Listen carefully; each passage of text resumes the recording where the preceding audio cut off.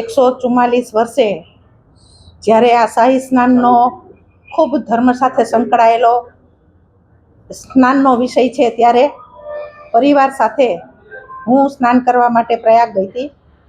સામાન્ય પબ્લિકની જેમ મેં પબ્લિકની સાથે સ્નાન કરેલું છે. માનનીય વડાપ્રધાન નરેન્દ્રભાઈ મોદીએ પણ સ્નાન કર્યું. હું હતી ત્યારે રાષ્ટ્રપતિ પણ ત્યાં આવેલા હતા. મંત્રીમંડળે પણ સ્નાન કરેલું છે. સામાન્ય પબ્લિકથી લઈ અને વડાપ્રધાન સુધી આ સ્નાનનો મહિમા ખરેખર એક વખત આપણે પ્રયાગ કુંભ મેળાની અંદર સ્નાન કરવા જવું જોઈએ. ખૂબ સારી એવી વ્યવસ્થા છે. લાખો અને કરોડો પબ્લિક આજે સ્નાન કરી રહી છે, ત્યારે હું એક મેયર તરીકે નહીં પણ એક સામાન્ય પબ્લિક તરીકે એક કુંભના સ્નાનનું ખૂબ મહત્વ હોય. પાછું 144 વર્ષ પછી આ એક મોકો આપણને મળતો હોય, ત્યારે આ મોકો અમારે નાહવા માટેનો જતો નહોતો કરવો. કમિશનર સાહેબના પરવાનગી પત્ર સાથે મેં આ કાર્યક્રમ ગોઠવેલો હતો. ગાડી પ્રાઇવેટ લઈ જવા માટેના મેં પ્રયત્ન કરેલા હતા, પણ બધા એક જ જગ્યાએ જ્યારે જતા હોય ત્યારે બસમાં પણ મુસાફરી કરવી અને ઝડપથી પાછું કોર્પોરેશને આવી શકાય એના માટે થઈને મેં પ્રાઇવેટ ગાડીની ખૂબ તપાસ કરી, પણ મને ન મળી. એટલે જે મેયરની ગાડી આપણે હુકમની સાથે જે લઈ જતા હોય એ હુકમની સાથે મેં પરવાનગી લીધી, અને જે પણ ભાડું થતું હોય એ ભાડું એટલે કે ડીઝલ, પેટ્રોલ, ઈંધણનું જે પણ બિલ થતું હોય એ મેં ચૂકવી દીધું છે. એટલે આ એક વાહિયાત વાત છે કે 2 રૂપિયા લેખે એવો કોઈ 2 રૂપિયાનો ઠરાવ ક્યાંય છે નહીં. સરકારશ્રીના નિયમ પ્રમાણે ઠરાવની અંદર જે ભાવ નક્કી કરેલા છે એ ભાવ પ્રમાણે મેં ભાવ પણ ભરી દીધો છે, અને એનું બિલ પણ આપને જોતું હોય તો મળી જશે. આ કોઈ વ્યક્તિગત બાબતે હું પડવા માંગતી નથી. જે પણ હોય તે પણ વ્યક્તિગત વિષય ઉપર કે વ્યક્તિગત નામ ઉપર હું નહીં પડું, પણ જે ઠરાવની અંદર લખેલા છે એ ભાવ મેં ભરેલા છે.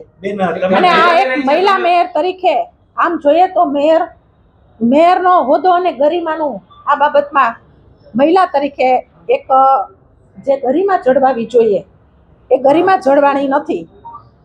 એટલે આ એક ગંભીર વિષય હું ગણું છું કે હુકમ પ્રમાણે જઈ છીએ અને જે સત્ય છે એને સાથે લઈને જઈ છીએ, છતાં પણ આટલો બધો હોબાળો એક મહિલા તરીકે જ્યારે કરવામાં આવેલો છે, તો એક મેયર તરીકે મહિલા બેઠા હોય તો એની ગરિમા જે જળવાવી જોઈએ એ ગરિમા છે એ જળવાણી નથી. હું આ વ્યક્તિગત બાબતમાં નહીં, એટલે એમાં હું પડવા માંગતી નથી, કેમ કે સ્પષ્ટ રીતે હું કહી નહીં શકું કે જૂથવાદ હતો કે અજાણતા હતું કે જાણીતા હતું. એટલે આમાં હું કંઈ પડવા નહીં માંગુ.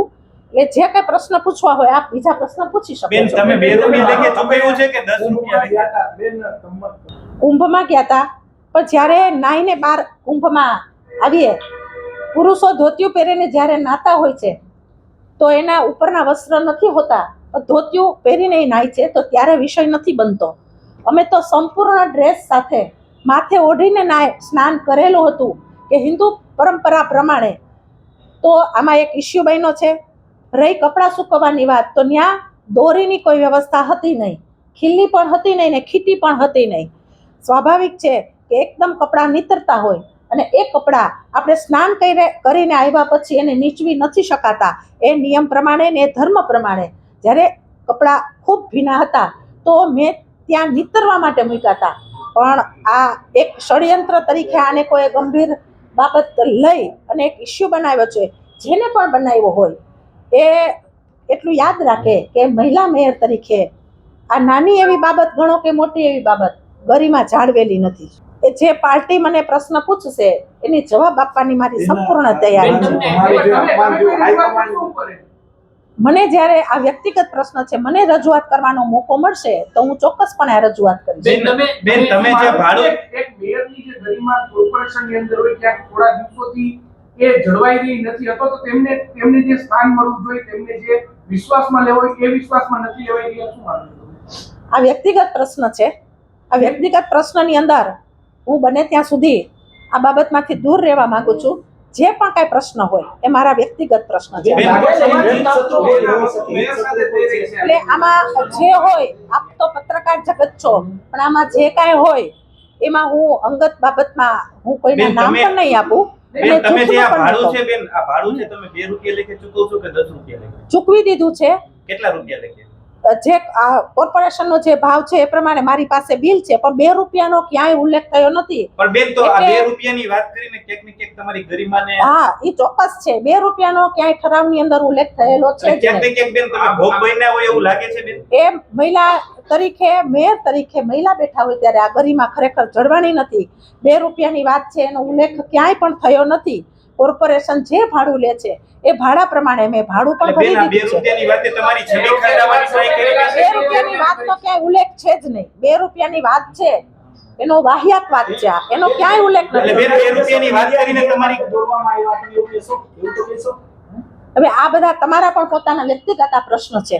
ક્યાંક તમે પણ એવી રીતે ફસાઈ ગયેલા હોય કે આ ગેર માહિતી તમને મળી હોય, પણ જે માહિતી મને મળી છે એ 2 રૂપિયાની માહિતી ઉલ્લેખ ક્યાંય ઠરાવની અંદર એનો થયેલો એટલે બેન નથી. 2 રૂપિયાની વાત કરીને ક્યાંક ને ક્યાંક તમારી પ્રતિષ્ઠા જે ખરડાવવાની ઈ વાત જે ભાવનાથી જે ષડયંત્ર કરેલા હોય, આપણામાં કહેવત છે ને, જે કરે તે ભરે. એટલે બેન ક્યાંક ને એટલે- ક્યાંક ષડયંત્રનો ભોગ બન્યા તમે? એટલે જે હોય તે, આમાં તો એ જ પ્રશ્ન છે, જે હોય તે. તમારી મેં- જાસૂસી કરવામાં તમે જ્યાં જાઓ તમારા એટલે- વર્તનને તમે શું કહેશો આને? પણ આ ચિત્ર જોતા અમે જ્યાં પણ રોકાણા હતા એ ફોટા ત્યાંના જ છે.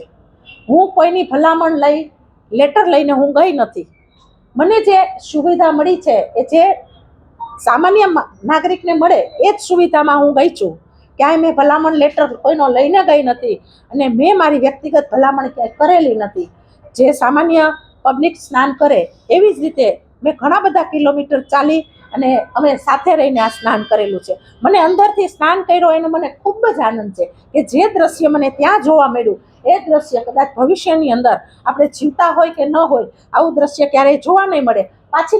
પાછળના જે પ્રશ્ન છે એના માટે હું પૂરી બેન રીતે બેન ગર્વ તમે કરું છું. તમે રાજકોટના પ્રથમ નાગરિક છો, તમે મેયર તરીકે નહીં સામાન્ય માણસ તરીકે કહેતા, પણ આ કેવી દુઃખની વાત કહેવાય કે તમારી રેકી થાય છે બેન?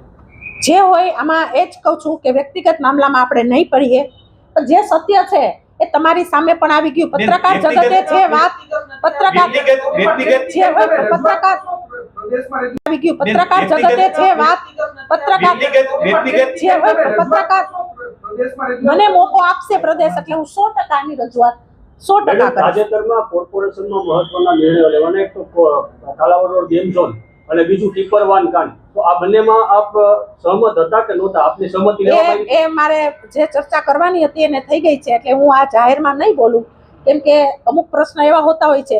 પણ તમે જ્યારે છાપાની અંદર આ માહિતી પ્રસરાડી 2 રૂપિયા પબ્લિકની અંદર આ જે મેસેજ ગયા છે એનું ખરેખર મને પણ એક દુઃખ છે કે પબ્લિક આ શું ઈચ્છે છે કે બેન 2 રૂપિયાની અંદર મુસાફરી કરે છે.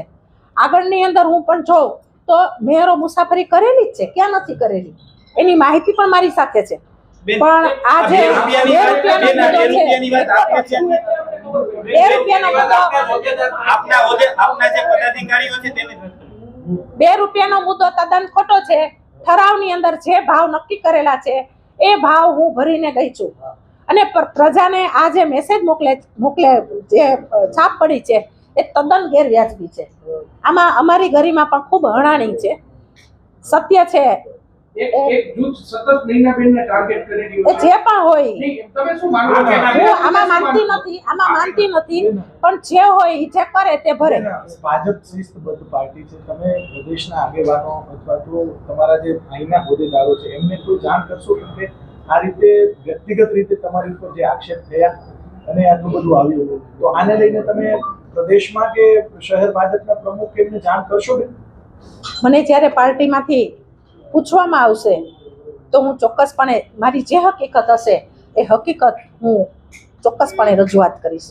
પણ એક મહિલા મેયર તરીકે જ્યારે આ એક સોશિયલ મીડિયાની અંદર જે 2 રૂપિયા લેખે મેયર જલસા કરે છે, ફરવા ગયા છે, એને પબ્લિકની કાંઈ પડી નથી, આવા જે મેસેજ જે મોકલેલા છે એનું ખરેખર મને દુઃખ છે કે 2 રૂપિયાનો ઉલ્લેખ ઠરાવની અંદર થયો જ નથી.